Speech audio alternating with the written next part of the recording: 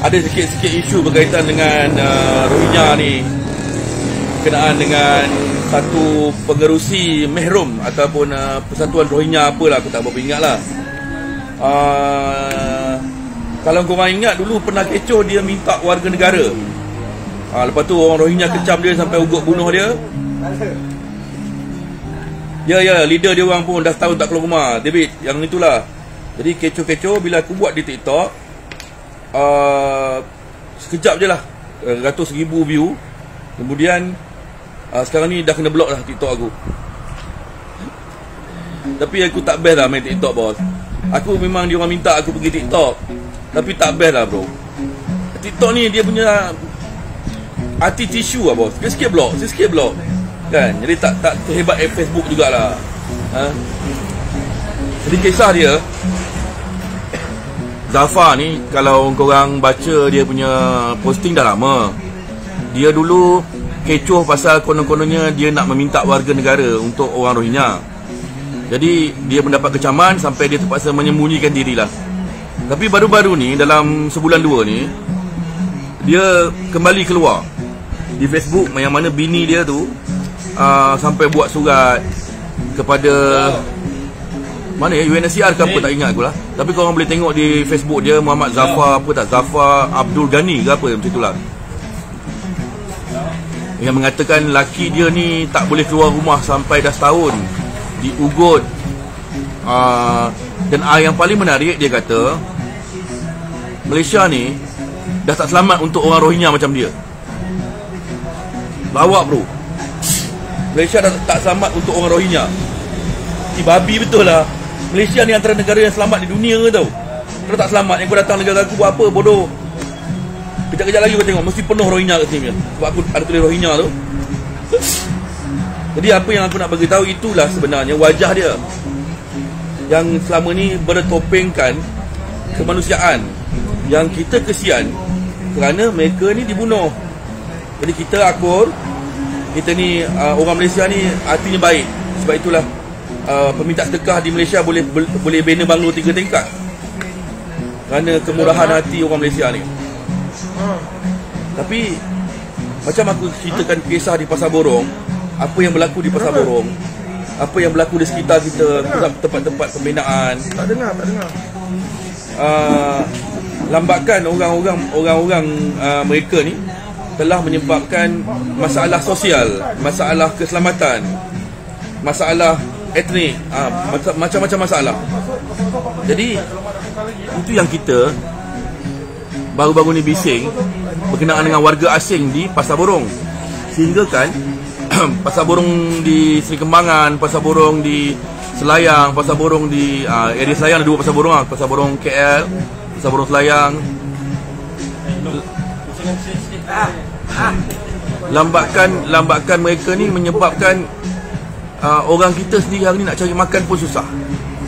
Dalam keadaan COVID yang mengganas makin teruk ni, dan sudah tahun ni sudah PKP kali ketiga, dah habis PKP 3, timbul pula PPN, Pelan Pemulihan Negara.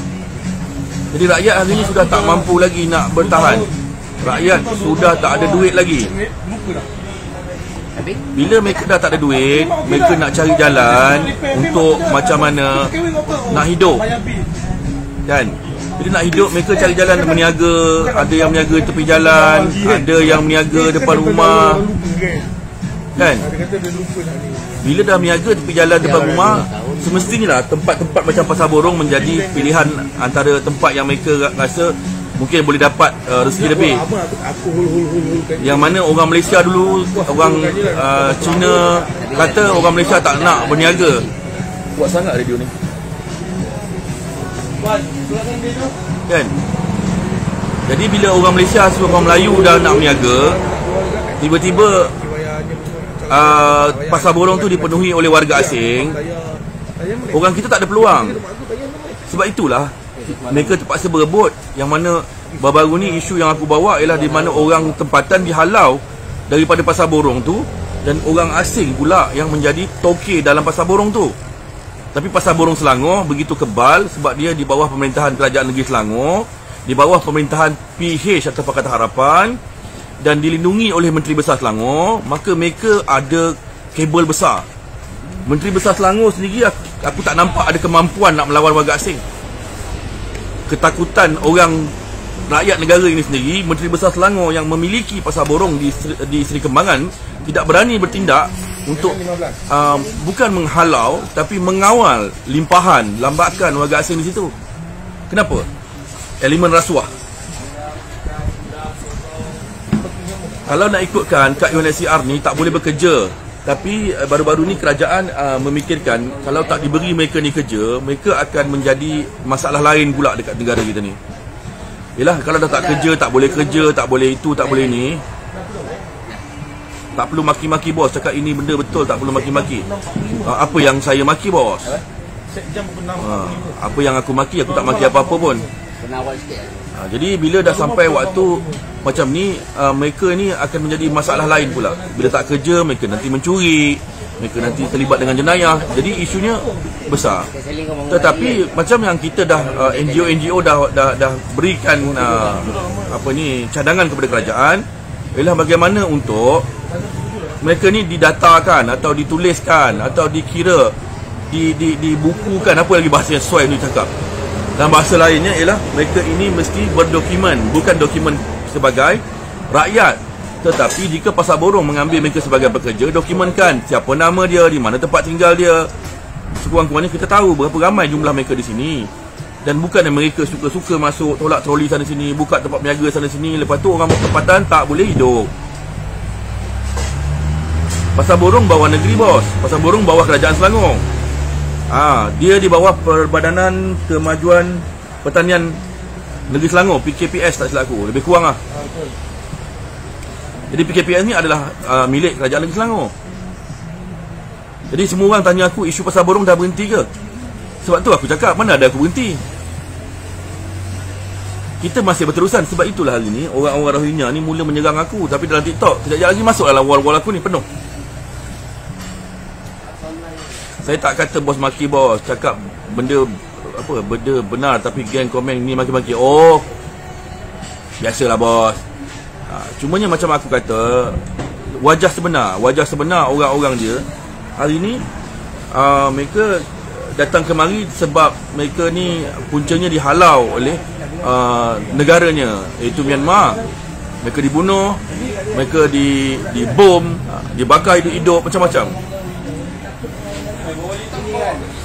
Jadi atas ada dalam kotak. Jadi bila sampai itu, krisis kemanusiaan ini sudah sampai ke muncaknya, maka bukan kita Malaysia, tetapi dunia hari ini hadir untuk memberi respon atau membantu mengurangkan pembunuhan besar-besaran tu. Jadi atas dasar kemanusiaan kita hadir, kita membantu. Lalu mereka datang ke negara ni, kan? So kita tak pernah mengiktiraf pun pelarian. Kita tak pernah mengiktiraf pun. Tetapi kita mengambil kira dasar kemanusiaan. Maka Malaysia ni negara yang baik, beri peluang mereka tinggal sementara, bukan menjadikan negara ni negara mereka. Tinggal sementara. Tapi okey lah, kan? Cuma bila kebelakangan ini mereka mula menjadi gangster. Kalau korang ingat, ada berita yang sampai orang Rohingya di US dah ada pistol. Jadi negara ini pun nak dibuat begitu. Kita bukan Amerika bos. Selalu orang sebut Amerika boleh lah. Kau nak bantai jubur orang, kau nak tibai bini orang suka kau. Ini Malaysia, ini bukan Amerika. 18 berapa? Ya, Tok Singa sudah kasih warning kat Long Tiger bro. Warning saja tak jadi apa bro. Pasal bangsa dia ni bangsa yang memang kurang hajar lah. Cuma bila sampai waktu tu kau tengok dia punya muka sebenar dah keluar. Macam tadi aku cerita kan, the true face dia dah keluar. Dia sound kita. Komen saja di TikTok buat apa. Siapa yang komen kat TikTok? Aku sampai ke pasar borong buat kerja ni. Jadi aku nak tunjukkan the true story apa itu Rohingya. kita bukannya kejam, tapi kalau kita tengok hari ni, engkau boleh sound aku, ugut aku, jangan sembang lah apalah dalam negara aku yang kau duduk dalam ni. Jadi macam mana? Itu isu dia. Macam mana hari ni engkau menumpang di negara orang, engkau duduk di sini mencari makan, diberi makan sebenarnya, tapi engkau nak tunjuk pula engkau berkuasa. Kalau kau pergi Langkawi tu sampai dah jadi tokan dadah pun ada.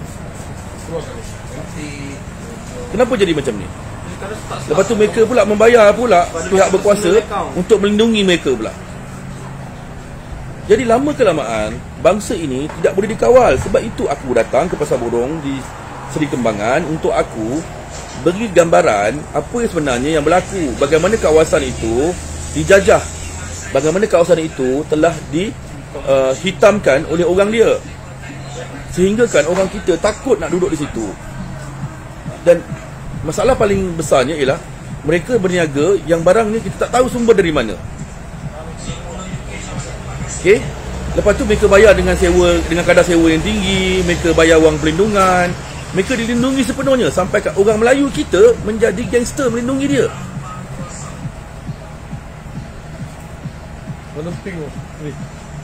Azim, ini yang kita sedang cakap. Ini yang kita sedang cakap. Nak cari Rohingya tu tak boleh nak carilah, biarlah. Cuma aku lebih kepada, aku prefer kepada macam mana wajah sebenar dia. Kita bukan nak halau, tapi keadaannya membuatkan jadi begitu. Dia pula lebih-lebih daripada kita. Jadi kita nak bincang dengan kerajaan untuk lihat keadaan ni dengan teliti, dengan sedalam-dalamnya, supaya kita tidak akan mendapat masalah yang lebih besar bila negara ni sekarang ni dengan COVID-nya, dengan masalah ekonominya, dengan masalah politiknya, dengan masalah jenayah dan berbagai-bagai, timbul lagi masalah warga asing hari ni. Habis bercampur aduk, jadi kita nak pulih daripada COVID ni nanti susah. Warga Cina yang masuk ke Malaysia terus hilang ni, ini kerajaan lah. Mereka ni dapat duit, mereka ni makan rasuah. Pihak berkuasa yang sama terlibat daripada immigration, yang bila aku cakap immigration koyak, dia orang report polis kat aku. Bila aku cakap, bang, kau cakap macam mana pula pelibatan kerajaan, pelibatan orang-orang politik, pelibatan orang besar, puncanya tetap daripada anggota keselamatan. Bila engkau menjaga pintu sepadan, kau boleh lepaskan dia sebab kau dapat duit tanpa integriti, sumpah kau kat mana. Negara ni jadi macam pasar borong lah. Keluar masuk. Ambil duit dekat negara ni, bawa balik untuk orang-orang yang lain lah, macam Rohingya, Bangladesh, apa semua lah. Tapi tak apalah, mereka bekerja yang macam bayar visa, okey lah, mereka bayar visa. Tapi yang datang kosong, macam Rohingya ni, yang macam Cina ni pula, dia boleh pula buka bisnes di sini, menjadi scammer, menjadikan kita ni central scammer Asia. Nama Malaysia juga yang buruk. Kalau kita ingat baru-baru ni ada tangkapan dalam apartmen berapa puluh orang yang dapat tangkapan yang dibuat. Akhirnya Malaysia digelar sebagai central of scammer Asia, mungkin tak lama lagi dunia. Jadi kenapa semuanya tertumpu di Malaysia? Kerana undang-undang negara kita lemah, kerana negara kita hari ini mudah dijual beli penguasanya, rasuah menjadi makanan harian, dan yang paling penting sekali hari ini, orang kita tak nak bekerja tapi mahu duduk senang dengan menggunakan kuasa, lepas itu minta duit.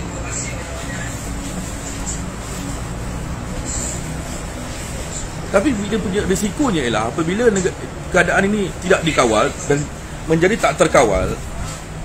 Tengoklah apa yang berlaku sekarang. Pusat-pusat perniagaan dikuasai oleh orang asing. Jenayah serantau ni dimonopoli oleh orang asing. Perniagaan dikuasai oleh orang asing. Jadi orang kita bukan Melayu saja, Cina, India, orang-orang Bumi Putra, orang-orang apa ni, orang asal, mana orang yang beridentitikan Malaysia, yang ada kad pengenalan Malaysia, apa kedudukannya. Mungkin hari ini orang Cina sudah orang Cina tak takut, tapi dalam keadaan COVID yang melanda ni, ramai kawan-kawan kita orang Cina, orang India yang ada perniagaan besar, yang ada aset banyak, terpaksa jual aset. Senang cakap lah, bukan kata Malaysia, the world sekarang ni sedang reset. So kita back to basic, kita balik kepada asal. Soalan aku, adakah kita mampu bersaing kembali dengan orang asing yang dah bertapak dan mempunyai pengalaman hidup yang susah, dan mereka boleh survive dalam keadaan yang paling susah? Kita tak boleh, bos. Kita mengharapkan pinjaman daripada bank, kita mengharapkan bantuan daripada orang lain. Jadi lepas ini orang-orang macam dia tak perlukan bantuan bank. Orang macam dia tak perlukan bantuan daripada pusat, daripada kerajaan. Mereka cukup duit untuk buat perniagaan tanpa modal daripada bantuan kerajaan ataupun bank-bank. So macam kita orang Melayu, orang Cina, orang India, bolehkah kita survive lepas COVID ni? Sebab itu hari ni aku antara orang yang nak bawa kawan-kawan, kita nak datang kepada kerajaan untuk lihat balik, untuk strukturkan balik macam mana kita nak mengawal kehadiran ataupun lambakan warga asing ni. Bukan kerana mereka ini kita benci, tidak. Tapi kita hari ni nak kena mendapatkan sesuatu lah. Kalau mereka berniaga di sini tanpa lesen, tanpa apa-apa kebenaran, macam mana kita nak kira dengan dia cukai? Rakyat Malaysia yang susah ni pun kita kutip cukai. Tapi warga asing yang berniaga menguaut keuntungan ratusan ribu ringgit sebulan, berjuta-juta ringgit dikeluarkan daripada negara ini, dihantar ke negara mereka sendiri tanpa mereka membayar sesen cukai pun kepada kita. Tapi tadi kalau korang tengok dalam mural tu, ada yang sound kat aku, Rohingya sound, dia kata, kita bayarlah pada Malaysia. Dia duduk sini, dia bayar, dia cakap. Sampai macam tu dia sound, bos. Dia kata dia bayar. Orang Indonesia, orang Bangladesh, Nepal yang kerja di sini berpermit, yang bayar pun tak berani cakap mereka bayar, bos. Rohingya yang duduk di sini, kita bagi makan, kita bagi tempat tinggal, kita bagi pelindungan, dia boleh cakap dengan kita, dia duduk sini, bayarlah, bos. Dia bayar apa kat kita? Aku sedang berkempen dengan kawan-kawan NGO aku yang melindungi warga Rohingya ni, untuk kita lihat balik kita punya SOP lah, standard prosedur kita apa. Jim apa cerita? Jim dah mampus. Jabatan Immigration Malaysia, sebut penuh je Minjan. Jabatan Immigration Malaysia dah mampus. Kalau kau jumpa dia akan kata tak boleh buat apa-apa, sebab itu adalah di bawah perlindungan UNHCR. Sebab itu daripada awal aku kata, Jabatan Immigration Malaysia tidak ada satu pun orang yang ada otak di peringkat pegawainya memikirkan macam mana untuk menangani isu warga asing ni. Lalu dia kata ini adalah masalah dengan kerajaan ataupun UNHCR. Aku kata banyak kali, bang, buktikan kepada kita bahawa Malaysia mengiktiraf pelarian. Kalau Malaysia tidak mengiktiraf pelarian dan tidak menandatangani apa-apa perjanjian di peringkat antarabangsa, yang kita ni adalah negara yang melindungi pelarian, bagaimana engkau nak describe orang-orang yang memegang kad UNHCR ni sebagai apa? Mereka tidak ada dokumen, maka mereka parti pendatang asing tanpa izin. Jadi macam mana yang immigration kata mereka tidak terlibat atau mereka tidak ada satu jalan untuk menyelesaikan masalah ni? Ini adalah masalah parti.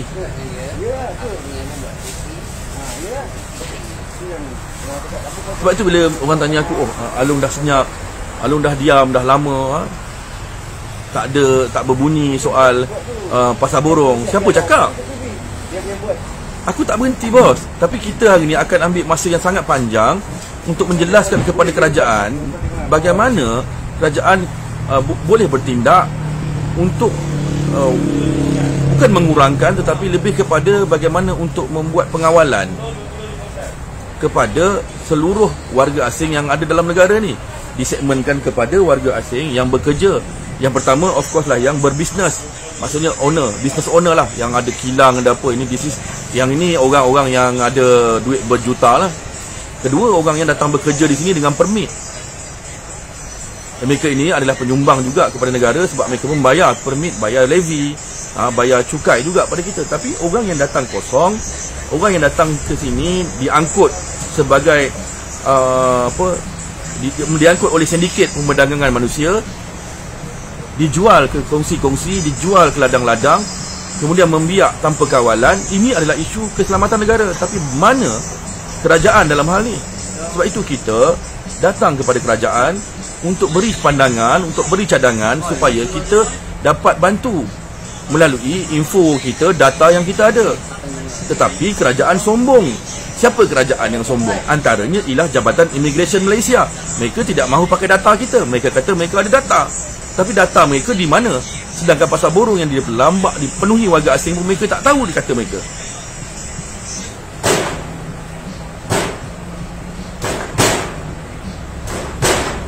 Setuju? Memang setuju.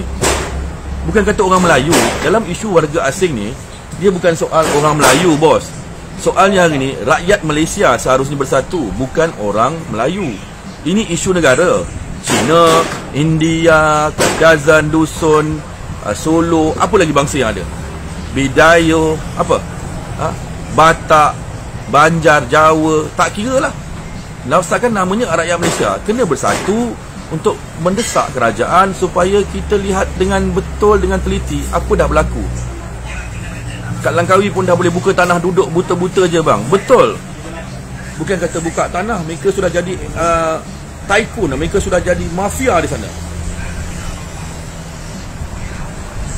Kita kena tahu juga siapa di belakang begitu. Itu sebab aku sebutkan, bila aku bawa isu ni, aku diadukan kepada polis seluruh negara, bos.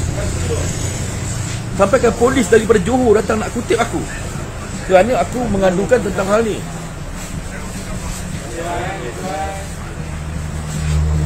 Long Burma tu sah rakyat asing tapi bermaharaja rela sebab dia ada kad hijau. Mungkin dia ada kad hijau, aku tak tahulah.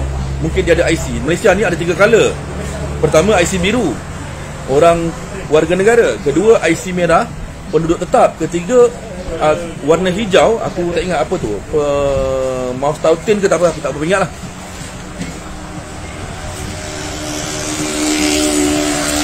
Ya bos, ini isu ni ialah rasuah lah. Kalau sampai orang-orang Rohingya boleh ugut kita dalam negara kita, siapa di belakang? Kalau bukan orang politik, kalau bukan orang-orang yang berkuasa, macam polis, macam immigration. Maaf cakap, aku bukan buat tuduhan. Sekejap lagi kau report lah aku lagi kan.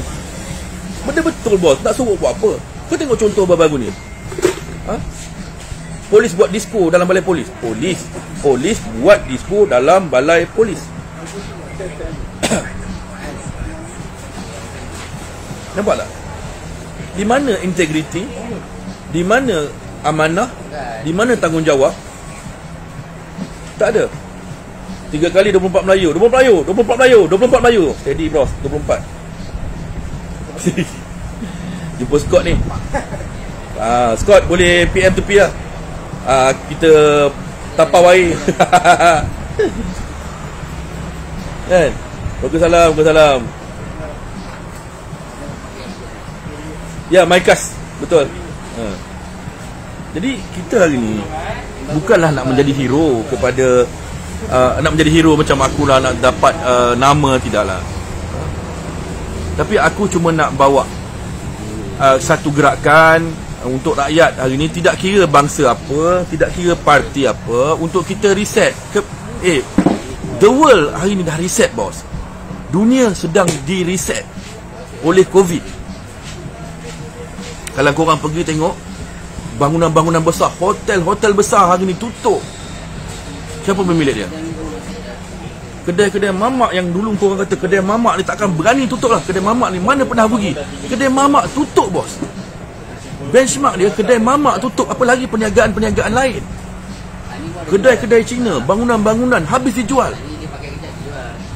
Jadi kalau kita dah reset the whole life ni, sistem kehidupan, politik inilah yang terakhir untuk kita reset di Malaysia lah. Dunia takkanlah, kita di Malaysia. Jadi aku tanya hari ni, parti politik mana yang boleh menjayakan atau membawa Malaysia kembali macam dulu-dulu? Susah, sebab orang yang sama saja di atas tu. yang melindungi warga asing, yang melindungi penjenayah, yang melindungi berbagai-bagai macam benda lah. Jadi aku nak akhiri, aku tak nak sembang panjang-panjang. Tempat ni tak sesuai, bising kan. Jadi itulah antara yang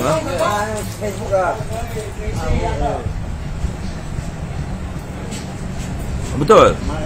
Aku sekarang sebut Malaysia, bos, sebab ini tanggungjawab semua, bukan hanya untuk orang Melayu saja. Kalau kita sebut orang Melayu saja, orang Cina tak suka. Kita sebut orang Melayu saja, orang India tak suka. Kita sebut Cina, orang Melayu tak suka. Kita sebut India, orang Cina Melayu tak suka. Sebut Malaysia, bos. Sebut Malaysia. Tak kira lah kau Melayu ke, Cina ke, India ke, orang Bidayuh ke, orang Dusun ke, orang Sabah ke, orang Sarawak ke. Kau ada IC Malaysia, kau ada warga negara Malaysia. Kita kena bangkit sebagai rakyat Malaysia untuk desak kerajaan kembalikan balik negara ini kepada asalnya. Jangan kau kerana kau dah dapat duit rasuah, kau tak ambil tahu, kau tak pandang depan sampai negara ni dikuasai oleh warga asing. Yang itu saja aku nak cakap untuk hari ini. So kalau yang mana nak tengok TikTok aku boleh klik link, tapi aku rasa TikTok aku mungkin kena delete kot kejap-kejap lagi tu. Tak apa, aku buat baru, aku promote, kau orang follow aku balik. Susah bos TikTok ni, dia punya hati tisu bos, sikit block. Jadi itu saja daripada aku, kawan-kawan. Nanti kita sambung lagi. Kepada orang-orang Rohingya, tak payahlah kau nak provoke aku, sebab aku Malaysian, aku orang Malaysia. India, Cina, Melayu belakang aku, all the Malaysian ada kat belakang aku, bersama-sama aku. So kau orang datang sini, jaga diri elok-elok, jadi orang baik, jangan banyak bunyi. Itu saja daripada aku. Bye bye. Assalamualaikum.